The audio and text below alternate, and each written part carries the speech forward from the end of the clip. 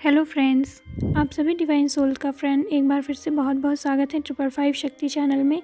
मैं हूं आपकी सोल सिस्टर रत्ना और आज के टॉपिक में फ्रेंड्स मैं बताने वाली हूं कि अगर आपको हारमोनियस यूनियन में आना है तो डिवाइन मैस्कुलाइन को कौन सा चक्र एक्टिवेट करना होगा और डिवाइन फेमिनाइन को अपना कौन सा चक्र एक्टिवेट करना है, जिसके बाद वे बहुत ही आसानी से और इन चक्र के एक्टिवेशन के तुरंत बाद इनका हारमोनियस यूनियन हो जाता है।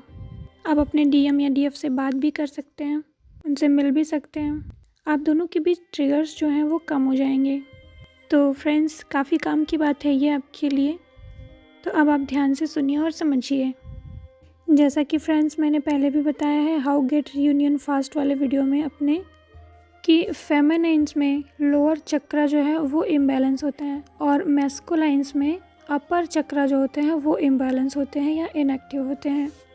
तो मेरी ये वीडियो भी फ्रेंड्स काफ़ी नॉलेजेबल है। अगर आप बहुत जल्दी रीयूनियन चाहते हैं तो अगर आपने नहीं देखी है तो आप लिस्ट में जाके देख सकते हैं। तो फ्रेंड्स, फेमिनाइन्स में जो है वो लोअर चक्रा इम्बैलेंस होते हैं। तो इन लोअर चक्रा में भी वो कौन सा चक्र है जो डीएफ के अंदर सबसे ज़्यादा इश्यूज़ का कारण है, और डीएम्स में अपर चक्रा इम्बैलेंस होता है। लेकिन अपर चक्रा में भी वो कौन सा चक्र है जिसमें ब्लॉकेजेस होने की वजह से डीएम को सबसे ज़्यादा प्रॉब्लम इस जर्नी में फेस करनी पड़ती है। तो सबसे पहले डीएफ्स की बात करते हैं। तो डीएफ्स के लोअर चक्रास जैसे कि रूट चक्र, सेक्रल चक्र एंड सोलर प्लेक्सस चक्र, ये 3 चक्र सबसे ज़्यादा ब्लॉक होते हैं डिवाइन फेमिनाइन्स में। तो डीएफ्स, अगर आप इनर वर्क करते करते थक गई हैं और फिर भी रियूनियन नहीं हो रहा है तो आपको अपने रूट चक्र पे काम करना चाहिए।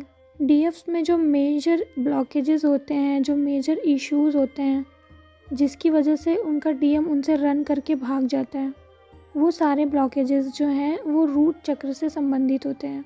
चलिए थोड़ा और डिटेल में चलते हैं। जो डीएम सक्सेसफुल है या कोई नार्सिस्टिक डीएम है या बहुत ज़्यादा एटीट्यूड वाला डीएम है, तो पता है वो डीएफ के बारे में क्या सोचते हैं। डीएफ के चेजिंग नेचर से उनका एटीट्यूड बढ़ता है।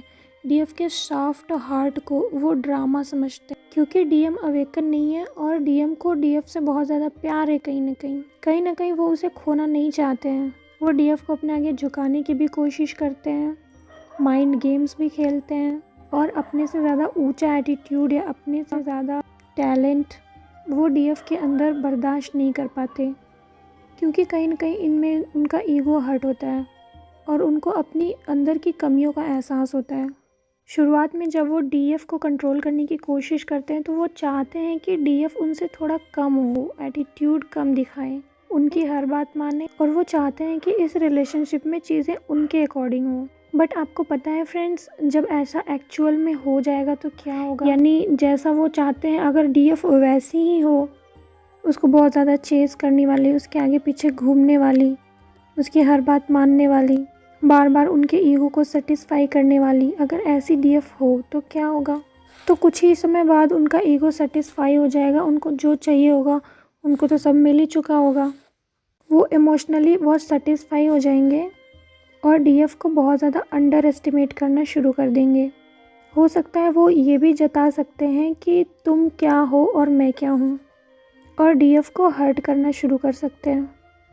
और फिर डीएफ सैड, क्योंकि फ्रेंड्स डीएफ ज़्यादा दिमाग नहीं लगाती हैं, वो सब कुछ जो भी करती हैं वो दिल से करती हैं। इसीलिए फ्रेंड्स, जो यूनिवर्स होते हैं वो डीएम को सबक सिखाने के लिए खुद ही कभी कभी डीएफ की कई बार इसमें हेल्प करते हैं। जैसे कि वो कुछ ऐसे मिरेकल कर सकते हैं जिससे कि डीएफ डीएम के सामने इंटेलिजेंट दिखे या फिर डीएफ सुपीरियर दिखे डीएम से। अगर वो डीएम से सुपीरियर नहीं भी है तो भी यूनिवर्स ऐसे मिरेकल करते हैं ताकि डीएफ सुपीरियर दिखे। कई बार डीएफ्स ये भी नोटिस कर सकती हैं कि उनके अंदर डीएम को लेकर बहुत ज़्यादा इनसिक्योरिटी है, फिर भी यूनिवर्स उनको कई बार इतना ज़्यादा गट फीलिंग दे देते हैं कि डीएफ खुद ही डीएम के हार्ट को हिट करती हैं, उसे ट्रिगर करती हैं, जिससे कि डीएम ये सोचने पे मजबूर हो जाते हैं कि आखिर ये लड़की है क्या, मैं इसे समझ नहीं पा रहा हूँ। फ्रेंड्स, डीएम को इसीलिए ये लव कनेक्शन इतनी आसानी से समझ नहीं आता। बबल फेज के टाइम पे तो डीएफ का जो सेल्फ लव होता है बहुत ज़्यादा बढ़ा हुआ होता है, लेकिन बबल फेज ख़त्म होते ही डिप्रेशन, एंजाइटी, डीएम को बहुत ज़्यादा चेज़ करना, सेक्सुअल डिज़ायर वगैरह बहुत ज़्यादा बढ़ जाना और किसी भी काम में मन नहीं लगना, ये सारी चीज़ें बहुत ज़्यादा हो जाती हैं। और इन सब चीज़ों की वजह से रूट चक्र और भी ज़्यादा इम्बैलेंस हो जाता है, या कह लें कि बिल्कुल डैमेज हो जाता है, क्योंकि रूट चक्र ही एंजाइटी, डिप्रेशन, फिज़िकल बीमारियों का और अनसक्सेसफुल होने का कारण है। मटेरियल वर्ल्ड की सारी सुख सुविधाएं, सेहत, खूबसूरती और मेंटल पीस, ये सारी चीज़ें रूट चक्र बैलेंस होने पर या रूट चक्र एक्टिवेट होने पर हमें मिलती हैं। तो डीएम डीएफ से रन करते हैं या उसे अंडर एस्टिमेट इसीलिए करते हैं क्योंकि वो अनसक्सेसफुल है, इमोशनली इम्बैलेंस है, या फिर वो अपनी पर्सनल लाइफ में बहुत सारी प्रॉब्लम्स को फेस कर रही है, इसीलिए डीएम्स उसे अंडर एस्टिमेट करते हैं। सोचते हैं तो रोने वाली लड़की है, बिल्कुल भी स्ट्रांग नहीं है, मेरे पीछे ही पड़ी रहती है, वगैरह वगैरह। तो रूट चक्र करने से लगभग 90% इश्यूज़ जो उनकी लाइफ में है, जो उनके बिहेवियर में है, वो हील हो जाती हैं, क्योंकि रूट चक्र एक्टिवेशन से हेल्थ और सक्सेस सबसे पहले मिलती है।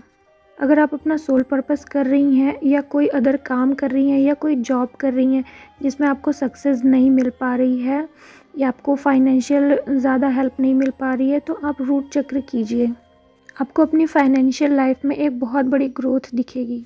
इसी तरीके से अगर आप किसी हेल्थ प्रॉब्लम से परेशान हैं तो भी रूट चक्र करने से वो हेल्थ प्रॉब्लम आपकी ठीक हो जाती है। और जब डीएफ खूबसूरत, हेल्दी और फाइनेंशियली इतना ग्रो कर रही होती है तो मैस्कुलाइन उससे अट्रैक्ट क्यों नहीं होगा। जब वो देखते हैं कि वाओ ये कितनी इमोशनली बैलेंस होके अपनी लाइफ में बिजी है, अपना इतना अच्छा वर्क कर रही है, तो ऐसा मैस्कुलाइन अगर थोड़ा बहुत भी अवेकन है तो वो आपको कांटेक्ट करने की कोशिश ज़रूर करता है। इसी तरीके से अब मैस्कुलाइन के बारे में भी बात करते हैं। जो डिवाइन मैस्कुलाइन्स होते हैं उसमें लगभग 80% केसेस में सभी मैस्कुलाइन का थ्रोट चक्र ब्लॉक होता है।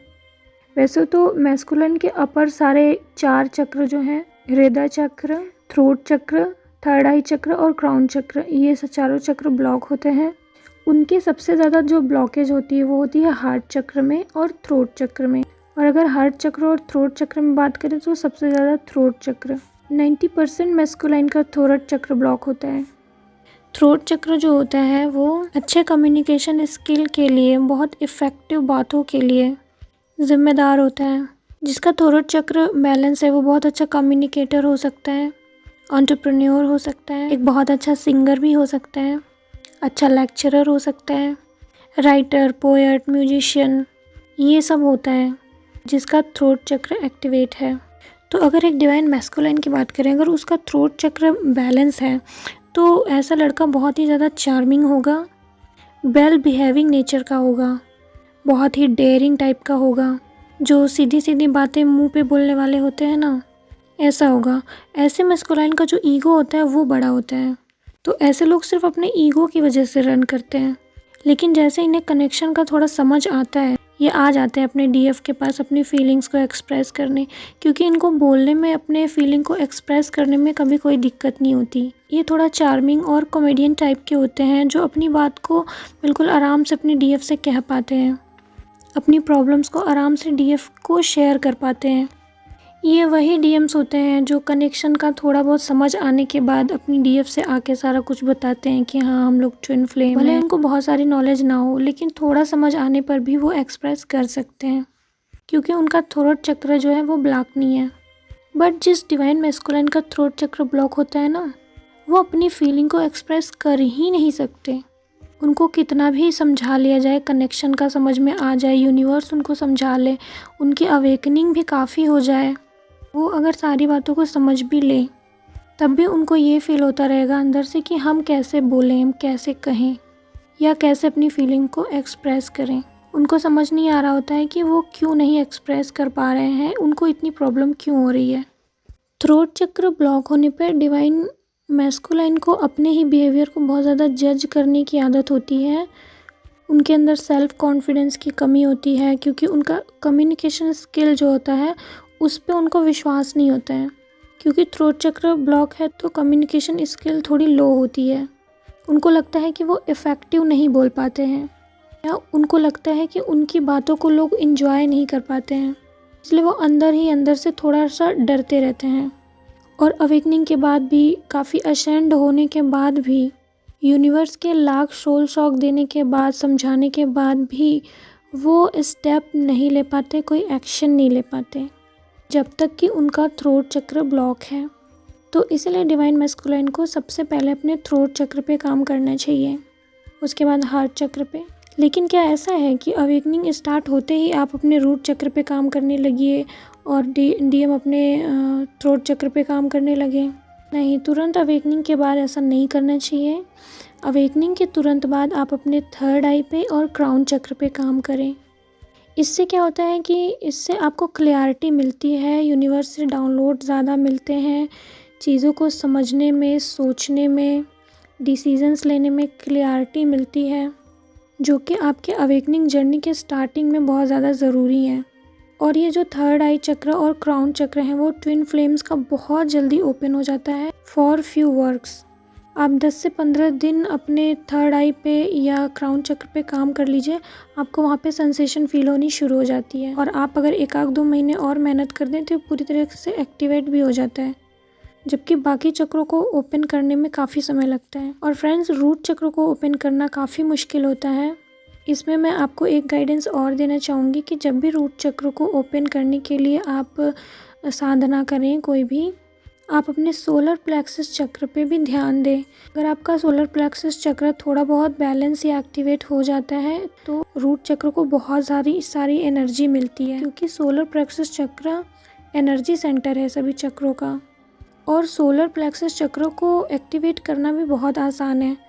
अगर आप डेली कपालभाति करते हैं 2 मिनट, यानी 200 स्ट्रोक तक लगभग, और सूर्य की रोशनी में 5 मिनट या 10 मिनट बैठते हैं या सूर्य को जल अर्पित करते हैं, तो आपका सोलर प्लेक्सस चक्र आराम से बैलेंस रहेगा और एक्टिवेट भी हो जाएगा। और फिर इस सोलर प्लेक्सस चक्र का यूज़ आप डेली सभी चक्रों को हील करने में या सभी चक्रों को एनर्जी प्रोवाइड करने में कर सकते हैं, जिससे आपके सारे चक्र जो हैं वो जल्दी एक्टिवेट होना शुरू हो जाते हैं।